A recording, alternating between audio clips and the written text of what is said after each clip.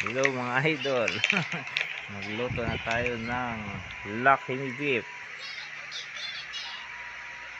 At ito na po yung dalawang beef na kailangan natin lutuin.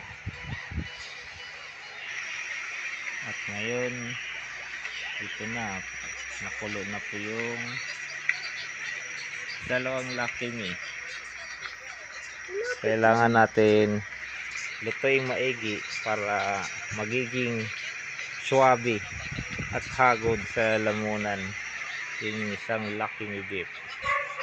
Ayan na, luto na mga idol. Kailangan na natin palamigin para kainin. Ayan, tikman natin kung masarap siya o hindi. Ayan na. Ayan na, tinikman na talaga. Ayan. Okay mga idol, ito na ang Lucky Me beef.